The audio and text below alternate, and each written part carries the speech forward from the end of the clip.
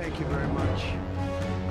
A short time ago, the U.S. military carried out massive precision strikes on There is both elation and fear over what comes next. 14 massive ordnance penetrator bombs. Oil supply transits through this key waterway.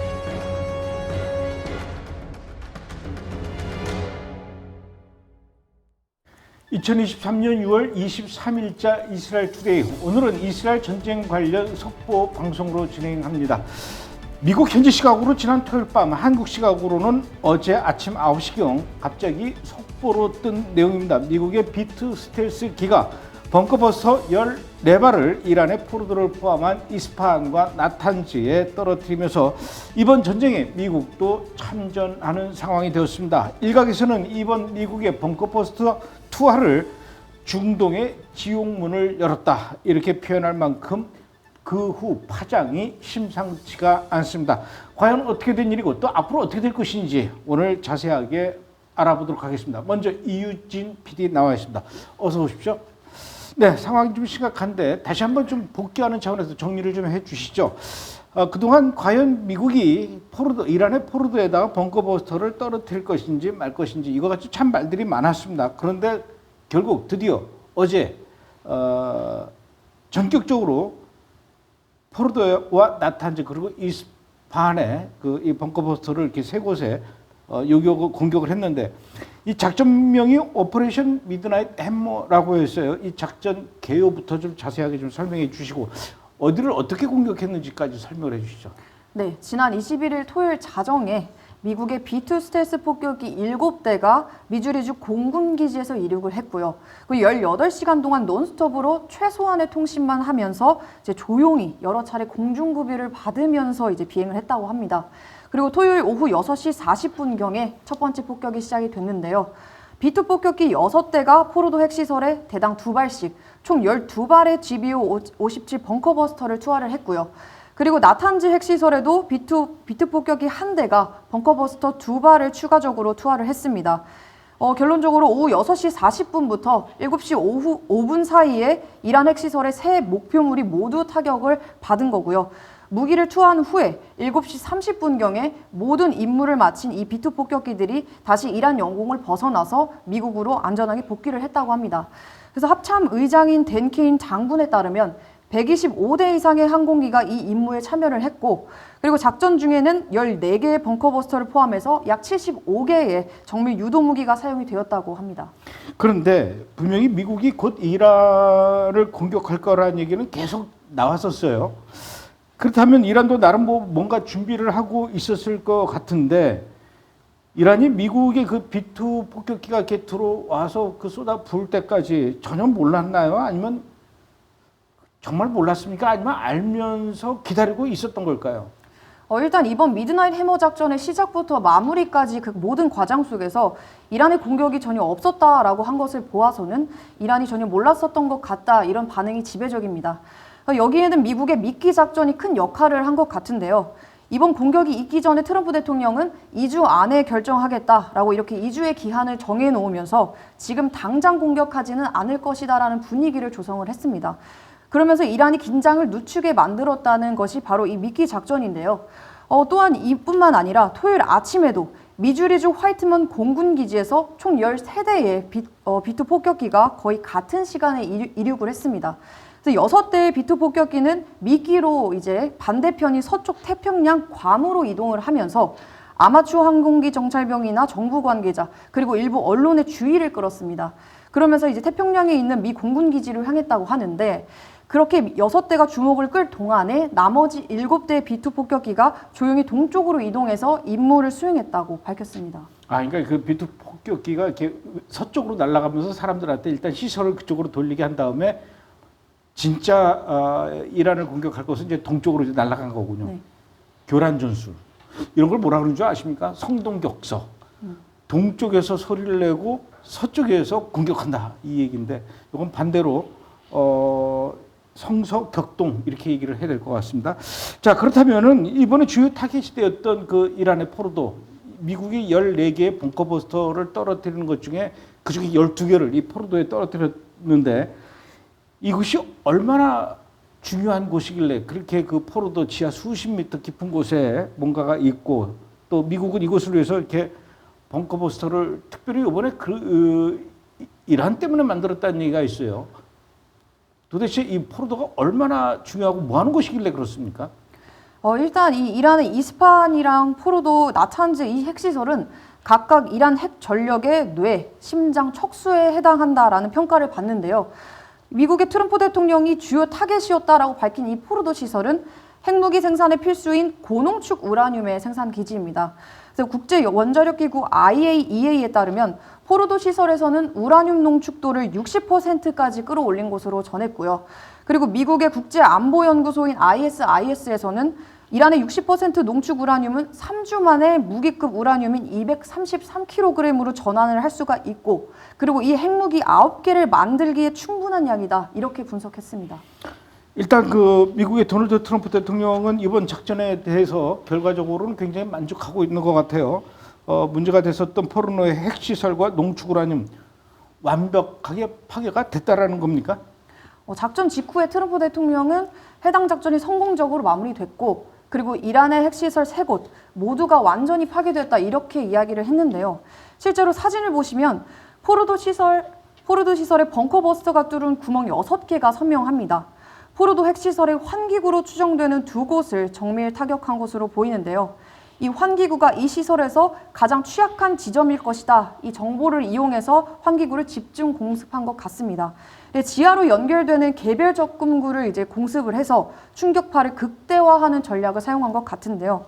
아무래도 취약한 부분을 수차례 공습을 하기도 했고, 그리고 해당 벙커버스터가 지하 60m 깊이까지 도달할 수 있다 보니까 이제 지하 내부 시설에도 아무래도 큰 타격이 있을 것이다, 이런 분석이 있습니다. 근데 제가 이제 그런 질문을 한 이유는 이란은 또 정작 다른 얘기를 하고 있어요. 이란은 뭐라 그러냐면 미국이 분명히 우리를 공격할 거를 알고 있었기 때문에 그의 대비 차원에서 포르도 지하 공장에 있는 그 핵 원심 분리기 그리고 농축 우라늄 미리 다른 데로 다 빼돌려 놨기 때문에 우리는 별 피해 없다. 그러니까 결국은 미국은 빈 터널, 빈 깡통만 폭파시킨 것이다, 이렇게 지금 주장하고 있어요. 네, 맞습니다. 이란은 지난 며칠 동안 포로도 시설에 대한 공격을 예상했다라고 하면서 핵시설 내부에서 유효 물질들이나 이제 중요한 것들은 모두 사전에 대피를 시켰고, 그리고 이번 공격으로 인한 회복 불가능한 피해는 없었다, 지상의 피해만 있었다, 이렇게 반박을 했는데요. 실제로 해당 위성 사진을 보시면 실제로 미국 공격 며칠 전부터 포로도 공장 밖에서 트럭이 줄지어 있는 모습이 관찰이 됩니다. 위성 회사인 막사 테크놀로지스의 수석 분석가에 따르면 미국이 공습하기 며칠 전에 위성 사진에서 포르도에서 특이한 트럭과 차량 활동이 나타났다, 이렇게 말했는데요. 19일 목요일 지하 군사시설로 이어지는 지림로에 화물 트럭 16대가 있었는데, 분석 결과 다음 날인 20일에 촬영된 사진에는 대부분의 트럭이 시설에서 북서쪽으로 800m 남짓 떨어진 곳으로 이동된 것으로 나타났습니다. 저게요, 위성뿐만 아니라 미국도 하늘에서 드론으로 다 보고 있었을 거예요.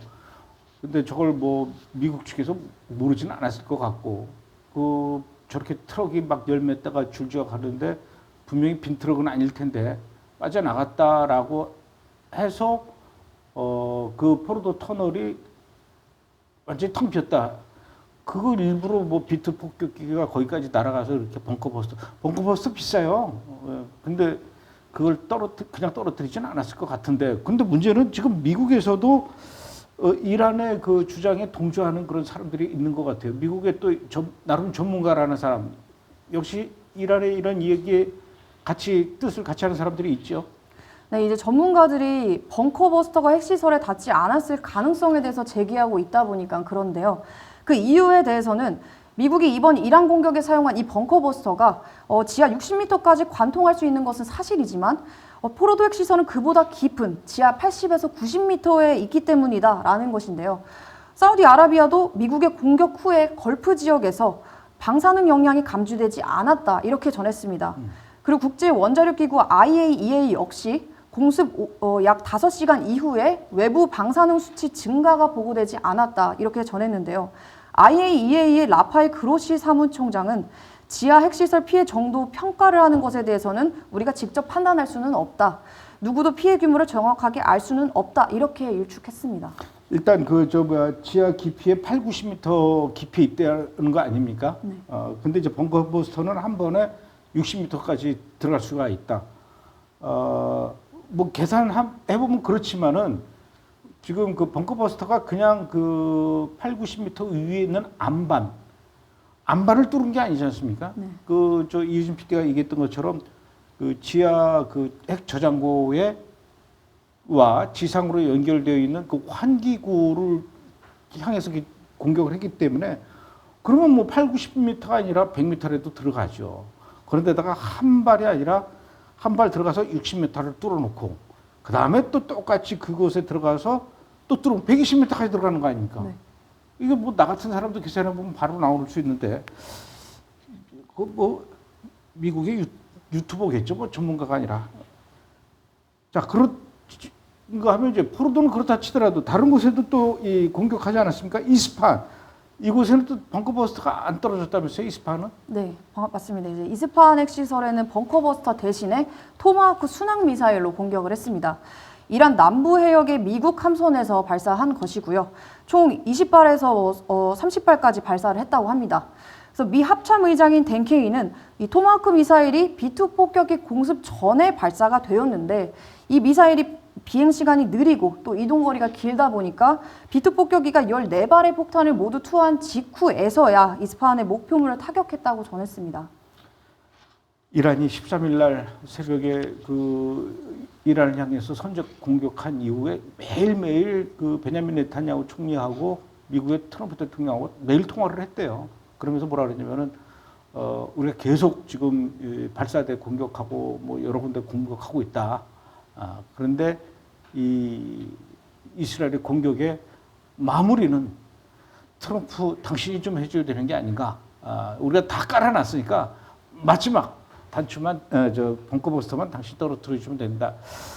그런 얘기를 네타냐후가 했는지는 잘 모르겠지만은 활용정점 당신에게 점을 찍을 수 있는 기회를 드릴 테니까 해주자. 이 말에 아마 트럼프가 그래? 그러면서 하지 않았을까 이런 생각이 들어요. 어쨌든 지금 이번에 벙커버스터가 그 이란의 포르도와 그 이스파한 그 나탄즈 공격한 거 소식 전해주셔서 고맙고요.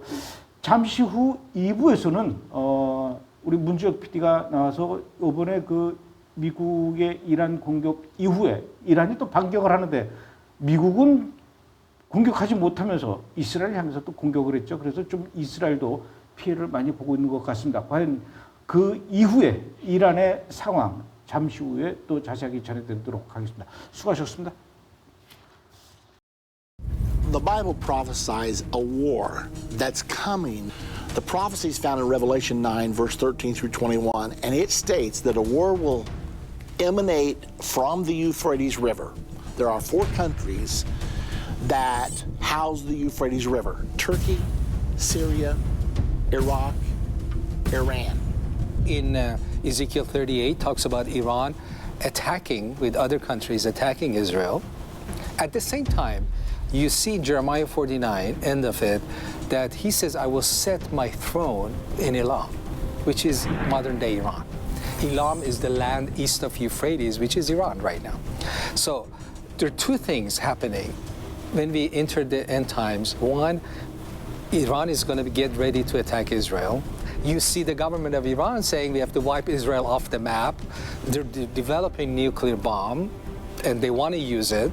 It's time for that war now, according to biblical chronology and according to the timeline of God. So it could very well happen right now. Some think that battle comes first before the 7 years and may be a real signal of what we have right now. Iran, or what's called in the Bible Persia, is building the atomic bomb with missiles. They say they have an important announcement today or this week. That could be that they're saying, we are ready. We have an atomic weapon. Our American government is saying, be careful. Don't start a war. Israel is saying, are you kidding? You can say that. You Americans live far away. but Israel is right here.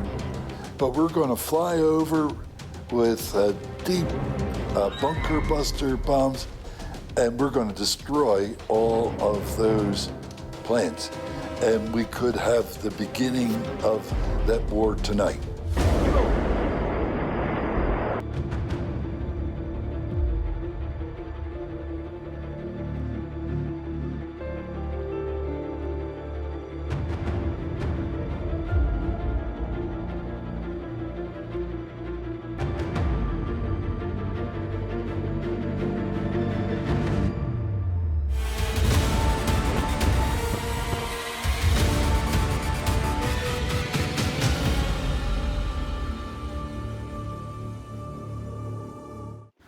제가 다큐멘터리 영화 감독인 건 여러분들도 잘 아시죠? 제가 13년 전에 만든 세 번째 다큐멘터리 영화였습니다. 회복, 용서에 이어서 세 번째 다큐멘터리 영화 제3성전에 보면은 13년 전에 만들었는데도 전 세계의 그 유명한 신학자들이 마지막 때에 결국은 이스라엘과 이란이 핵과 관련해서 전쟁이 일어날 것이다 이렇게 예언을 했는데 전쟁이 난 이후에 그 뒤는 어떻게 될 것인가 아주 자세하게 이 영화에서 좀 소개를 하고 있죠. 여러분 제3성전 영화를 한번 꼭 보셨으면 좋겠습니다. 보시는 방법은요. 유튜브에 브레드 TV를 치시고 들어가서 유튜브 채널에서 멤버십을 가입하시면 무료로 보실 수 있습니다. 이거 영화 만드는데 제가 거의 한 3년 걸려서 한 3억 정도 돈 들였거든요. 그거를 이제는 여러분들에게 지금 때가 때이니만큼 이건 많은 사람들이 보게 해야 되겠다 해서 무료로 지금 유튜브에서 보실 수가 있으니까 꼭 보셨으면 좋겠습니다. 자, 이번에는 우리 브레드 TV의 문주혁 PD와 함께 이스라엘의 상황을 좀 자세하게 들어보도록 하죠. 어서 오십시오. 예. 미국이 이란의 포로들을 공격한 이후에 이란도 곧바로 이스라엘 향해서 미사일을 발사해서 보복을 시도했어요. 덕분에 이스라엘도 좀 피해가 많아지고 있는데 이란의 보복 공격 어느 정도였습니까? 네, 이번에 피해가 적지는 않았는데요. 현지 시각 6월 22일 새벽 3시 45분 이란은 총 미사일 27발을 발사했는데요. 첫 번째로는 22발, 그리고 두 번째는 5발 이상이 발사됐습니다. 공격은 텔아비브, 하이파, 네스지오나 같은 주요 도시들을 향했고 일부 미사일은 주택가와 도로, 상업지역에 직접 떨어져 실제 피해가 발생했다고 합니다. 아이고, 저 지금 화면 보니까 이제 심각하네요. 네, 이스라엘 보건부 발표에 따르면 이 공격으로 총 86명이 부상을 입었고 이 중에는 중상자 4명, 중등도 부상 2명, 그리고 경상자 70명 이상이 포함됐습니다. 다행히도 사망자는 없다고 발표했습니다. 자, 그런데 이란이 그 핵시설을 그 미국으로부터 공격받은 이후에 이란이 이스라엘 향해서 보복 공격을 했는데 예전에는 이란이 이스라엘로 한 번 공격할 때마다 미사일을 막 100발, 200발, 심지어는 막 300발 넘게 이렇게 공격한 적이 많았는데 이번에는 이란에서 미사일이 한 30기밖에 안 날아왔다라고 하는데 굉장히 줄어들었어요. 혹시 이란 쪽에 미사일 재고가 바닥난 게 아닌가 이런 생각이 드는데 어떻습니까? 네, 그럴 수도 있습니다. 실제로 과거에는 이란이 하루에 150발 넘게 미사일을 발사하고 이번처럼 30기만 가까이 발사한 건 상대적으로 적어 보이는 게 맞긴 합니다. 하지만 숫자만 가지고 단순 비교하기는 어렵습니다. 이번에 이란이 쏜 미사일은 예전처럼 양으로 밀어붙이는 방식이 아니고 속도가 빠르고 요격하기 힘든 정밀 기동형 미사일로 구성되었습니다.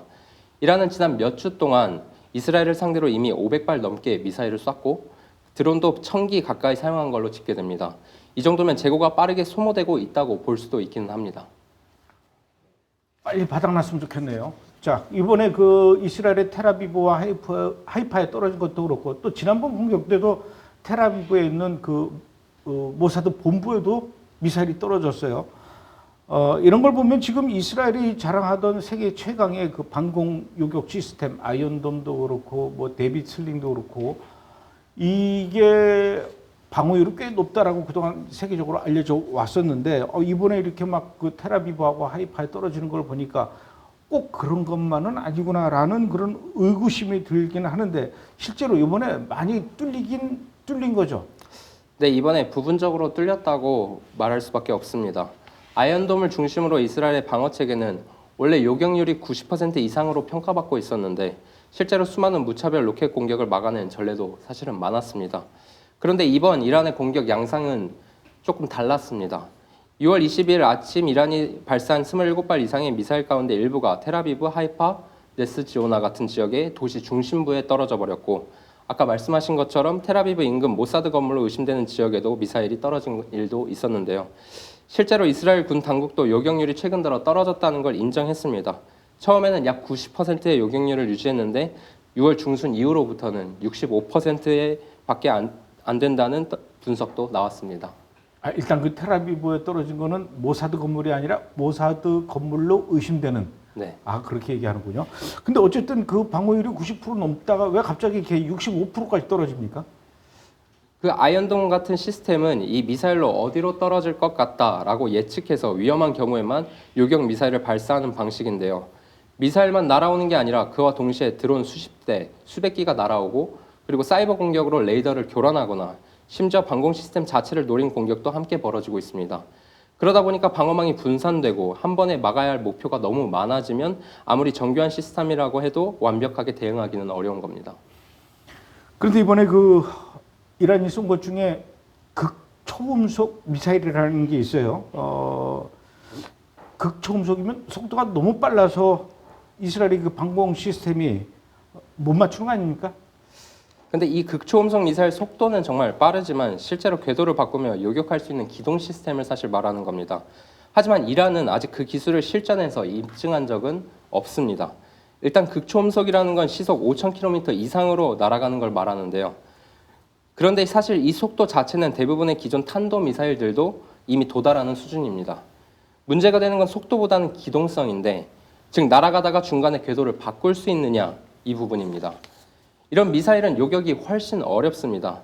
하지만 이걸 현재 전 세계적으로 무기를 실전 배치 운영할 수 있는 이 나라는 미국, 러시아, 중국밖에 없습니다. 이란은 아직 그 단계에 이르지는 못했고요. 그러니까 이란이 이번에 쏜 미사일이 정말로 극초음속 무기였는지 아니면 그냥 기존 미사일의 기동형 탄두를 얹은 수준인지는 아직 확인되지 않았고, 설사 그렇다 하더라도 이스라엘 방어체계를 완전히 무력화할 만큼의 기술력은 갖고 있지 않다는 게 더 현실적인 평가입니다. 조금 더 현실적인 질문을 좀 해보겠습니다. 이란의 탄도미사일, 또 순항미사일, 그리고 지금 말씀하셨던 뭐라 그래야 될까요? 초고속 극초음속 미사일. 네. 이런 것도 그렇고, 또 이스라엘이 갖고 있는 뭐 데이비슬링이라든가 아이언돔, 다 이게 가격이 만만치 않거든요. 그런 측면에서 본다면 지금 두 나라 간의 이 공중에다 쏟아붓는 이 돈, 이 군비 경쟁도 만만치 않을 것 같은데, 결국은 이 쏘는 쪽보다도 막으려고 하는 쪽에 돈을 더 많이 쓰는 거 아닙니까? 네, 맞습니다. 지금 이 전쟁은 총알보다 돈이 더 많이 나가는 싸움이라고 해도 과언은 아닙니다. 실제로 양쪽이 사용하는 미사일 단가만 봐도 그렇습니다. 그래프를 보시면 아시겠지만 이란은 단거리 탄도미사일 한 발에 약 1억에서 10억 원입니다. 오호. 제일 왼쪽에 보시면 나오는데요. 중거리 미사일은 40억 원에서 80억 원. 극초음속이라고 주장하는 그 파타 같은 미사일도 한 발에 20억 원 이상으로 추정됩니다. 순항 미사일도 기술 수준에 따라 수억 원대 이상이고요. 반대로 이스라엘이 요격에 이용하는 아이언돔 미사일 한 발에 5천만 원에서 1억 원 정도이고, 중거리 대응용 데이비드 슬링은 한 발에 10억 원, 그리고 장거리 탄도미사일을 막는 에로3는 최대 40억 원대까지 갑니다. 결국 어떤 상황이 벌어지냐면 이란이 10억 원짜리 미사일을 쏘면 이스라엘이 그걸 막기 위해 비슷하거나 더 비싼 미사일을 쏘게 되는 상황이 반복되는 겁니다. 게다가 요격 미사일을 100% 맞는다는 보장이 없기 때문에 한 발 막으려고 두 발, 세 발을 쏘는 경우도 실제로 존재하고요. 이걸 하루에 수십 발씩 몇 주 동안 이어가고 있다 보니 돈으로만 따져도 양쪽 모두 수천억 원을 이미 소진한 상태입니다. 그러니까 지금은 단순히 군사 충돌이 아니라 경제력 싸움, 누가 먼저 지치느냐, 이 소모전 싸움이 되고 있다는 분석도 많습니다. 뭐 돈으로 치면야 뭐 이스라엘이 훨씬 돈이 더 많겠죠. 근데 어찌됐든 뭐 이란이 이스라엘을 향해서 쏟아붓는 탄도미사일 하나에 막 20억씩 된다니까. 와우, 야, 20억을 그냥 날리는군요. 어쨌든 돈 많은 쪽이 끝까지 버틸 수 있다. 이제 이런 논리가 되는데 이번에 그 이스라엘이 텔아비브에 있는 그 아파트가 공격을 받았는데 아주 굉장히 그 건물이 파괴되고 보면 처참하게 파괴됐어요. 물론 이제 부상자는 많이 나오긴 했지만 그래도 사망자는 없는 것 같아요. 미리 많이 대피해서 그렇죠. 네, 맞습니다. 그 이유 중 가장 큰 건 바로 감독님도 가지고 계신 그 레드 알라트 같은 민방위 시스템입니다. 매우 체계적으로 작동하고 있고 이스라엘은 미사일 공격 시 자동으로 사이렌이 울리는 시스템도 갖고 있습니다.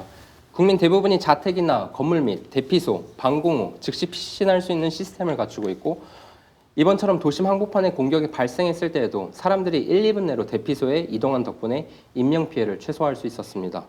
게다가 이스라엘은 전시 대비 훈련을 꾸준히 해왔고 어린아이부터 노인까지 대피 요령과 경보, 대응법을 익혀두고 있습니다.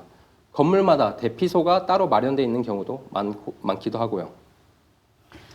이스라엘은요 거리에 우리 이 버스 정류장 부스 있지 않습니까? 그런 식으로 곳곳에 대피소가 있어요. 방공호가. 그래서 사이렌 울리면은 뭐 방공호 찾아서 막 뛰고 막 그럴 필요 없이 바로 들어갈 수 있도록 아주 시스템이 잘 되어 있습니다. 그런데 반대로 이란은 일단 레드 알러트도 없고 방공호도 없고 미사일은 날아오는데 피할 때는 없고 지금 이게 이란의 상황이고 그렇습니다. 자, 이란의 보복 공격에 대해서 이스라엘의 베냐민 네타냐후 총리는 지금 뭘 합니까? 네, 베냐민 네타냐후 총리는 어젯밤 발표한 영상 담화에서 이렇게 말했습니다. 우리는 이란에 대해 목표에 거의 도달했고 절대 소모전은 하지 않겠다. 이게 핵심 메시지였습니다. 지금 이스라엘은 이란의 핵시설과 탄도미사일 기지들을 집중적으로 타격하고 있는 상황인데요. 네타냐후 총리는 이 작전의 거의 마무리 단계에 들어섰다고 밝혔습니다. 그는 특히 이란의 핵무기 개발과 미사일 보유 자체가 이스라엘의 생존을 위협하는 중대한 위협이라고 규정하면서 두 가지 실존적 위협, 즉 핵과 탄도미사일을 제거하는 게 이번 작전의 목표라고 말했습니다. 알겠습니다. 잠시 후에는 이번에 미국의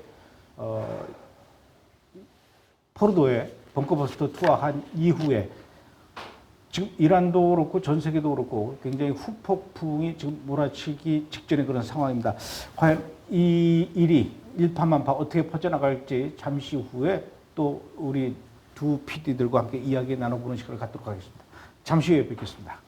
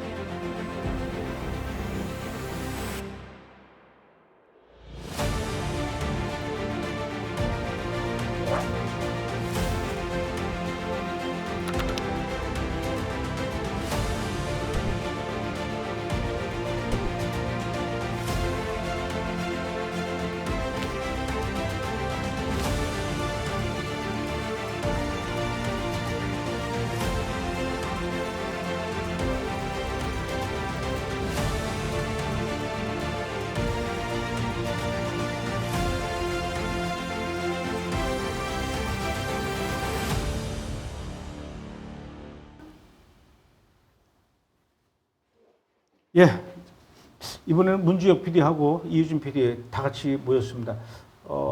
처음 시도해보는 쓰리샷이에요. 어색하죠? 네, 한번 해봅시다. 자, 이번에 그 미국의 벙커버스터 포르도에 투하한 이후에 지금 가장 큰 걱정이 한국 사람들은 이거 뭐 벙커버스터를 떨어뜨리든지 말든지 뭐 별로 관심이 없다가 이것 때문에 난리 났습니다. 유가가 올라가기 시작을 해요. 지금 유가 일단 급등하고 있죠? 문주혁 PD. 네, 맞습니다. 미국이 이란 핵시설을 직접 폭격한 이후 국제 유가가 단숨에 5개월 만에 최고치를 급등했습니다. 이번 사태가 촉발된 건 미국이 지난 주말 이란이 핵심 시설인 포르도, 나탄즈, 이스파한을 정밀 타격한 때부터인데요. 이로 인해 중동 전체에 대해 불안감이 커지면서 유가가 즉각 반응한 겁니다. 국제 기준이 되는 브렌트유 선물 가격은 장개당 직후 5.7%나 급증했고요. 잠깐 배럴당 81달러를 넘기기도 했습니다. 그래프를 보면 6월 WTI 그래프입니다. 지금 미국산 유가도 75.66달러, 지금 6월부터 최고치를 기록하고 있습니다. 어떻게 생각하십니까? 앞으로 계속 올라갈 것 같아요? 아니면 이러다가 말 것 같아요? 계속 지금 실정으로 간다면은 계속 더 최고치를 기록할 것 같다고 일단 생각하고 지켜봅시다. 있습니다. 예. 자, 이번에 이유진 PD한테 질문하겠습니다. 호르무즈 해협 봉쇄가 가장 큰 지금 고민거리로 이슈로 크게 떠오르고 있는데, 일단 이란 측에서는 호르무즈 해협 봉쇄하겠다라고 지금 큰 소리 쳤어요. 이 국회에서 의결이 돼버렸어요. 이제 어떻게 되는 겁니까? 이번 이제 미국의 공습으로 이란이 호르무즈 해협 봉쇄 가능성을 공식화하면서 국제사회가 전부 긴장을 하고 있는 그런 상황인데요. 호르무즈 해협은 전 세계 원유의 약 20%가 지나가는 이제 전략 요충지로서 실제 봉쇄를 할 시 국제 유가가 배럴당 100에서 150달러까지 급등할 수 있다는 그런 우려가 있습니다. 해협이 막히게 되면 중동산 원유와 그리고 LNG 천연가스 수출이 제한이 돼서 전 세계 에너지 공급에 큰 차질이 생기게 되는데요. 한국을 포함한 아시아 국가들의 겨울철 난방 그리고 발전용 에너지 상당량이 여기서 수입이 됩니다. 그리고 또한 LNG 공급이 막히게 되면 발전소 가동 차질이 발생을 해서 정전이 되거나 아니면 공장의 가동이 중단이 될 그런 우려도 있습니다. 결론적으로 에너지 가격이 전방위적으로 상승하고 그리고 이는 각국의 물가를 자극해서 결국에는 글로벌 인플레이션과 그리고 경기 침체로 이어질 수 있다는 그런 우려가 커지고 있는 상황인데요. 특히 미국은 호르무즈 봉쇄를 사실상 레드라인이라고 이렇게 간주를 하고 있다 보니 실제로 이란과의 군사적 충돌까지도 확산될 가능성을 배제할 수는 없을 것 같습니다.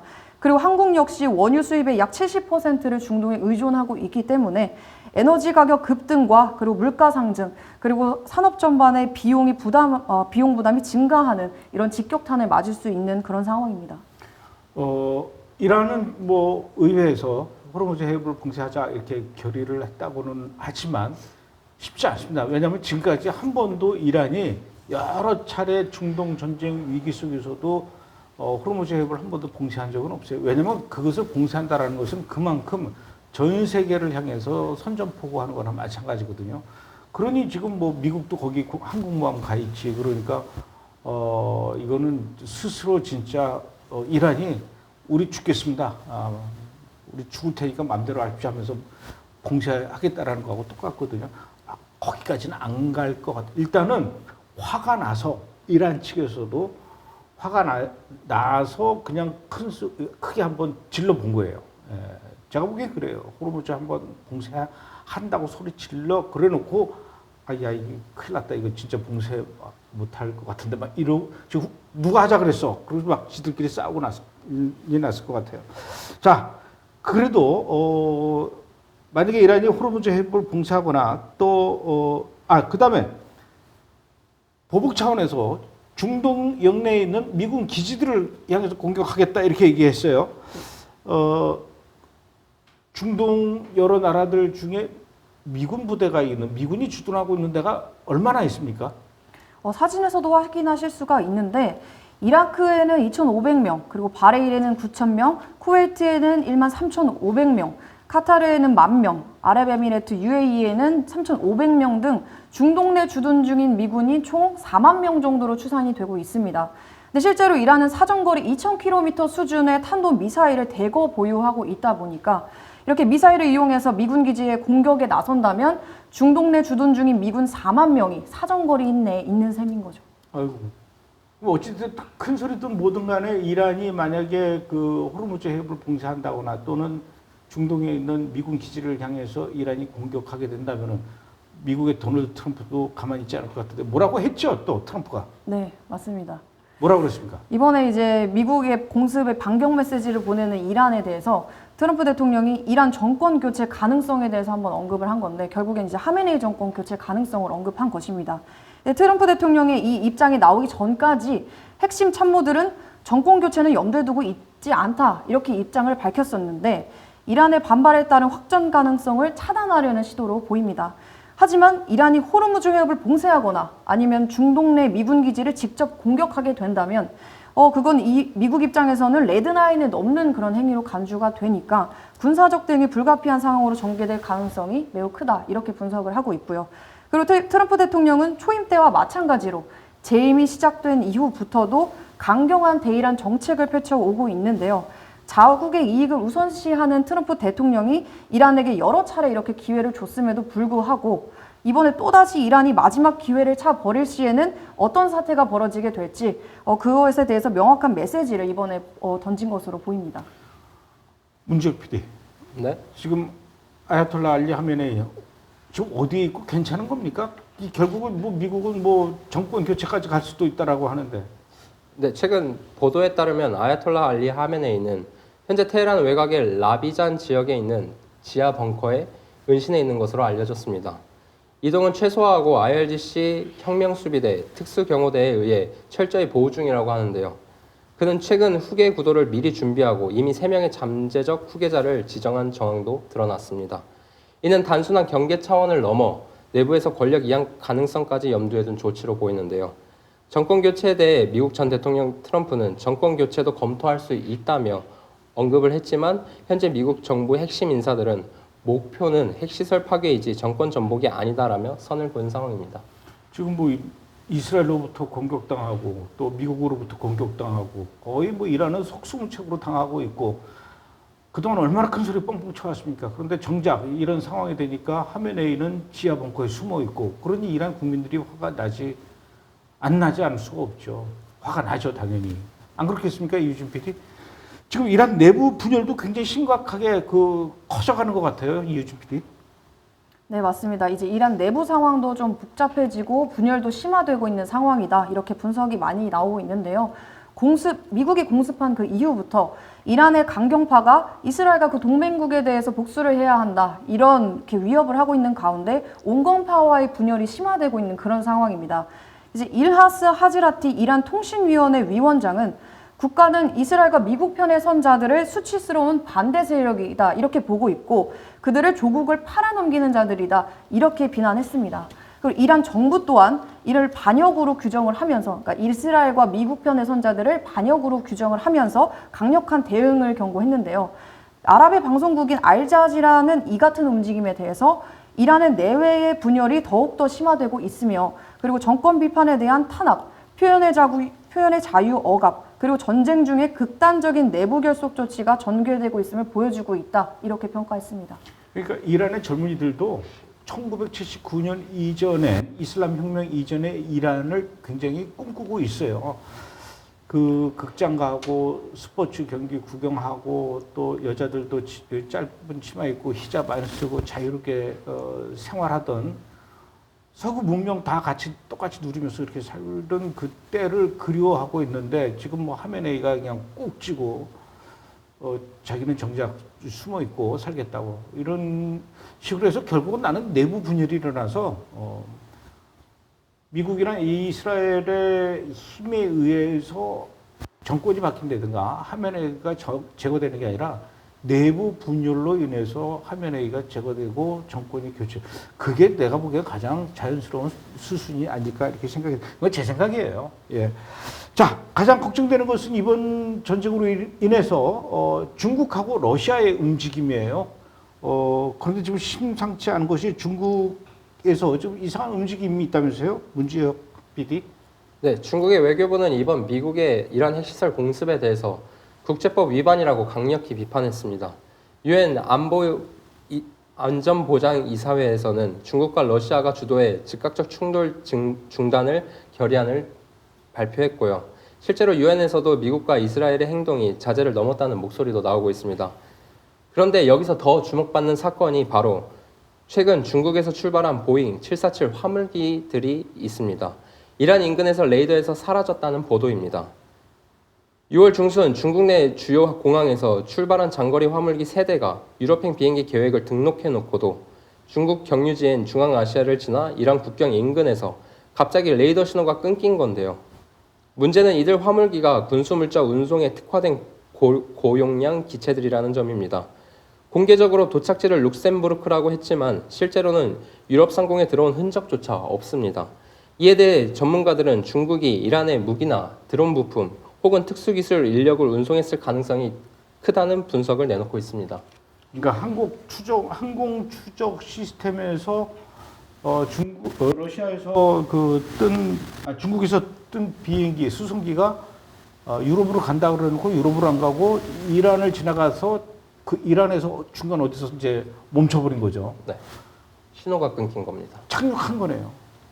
네, 착륙하고 거기다 이제 짐 풀고 그렇습니다. 중국뿐만 아니라 러시아도 지금 움직이고 있는데 이란 외무장관이 러시아 푸틴을 만나서 회담을 할 예정이다 이러고 있어요. 푸틴도 지금 마음이 안 편할 텐데 제발 좀 나한테 찾아오지 말지 그러고 있는데 지금 이란 외무장관이 만나자고 하니까 어쩔 수 없이 만날 것 같아요. 네, 맞습니다. 이란과 러시아가 이번 사태를 계기로 더욱 밀착하는 모습을 보이고 있는데요. 이란 외무장관 아바스 아라크치가 오늘 모스크바를 방문했습니다.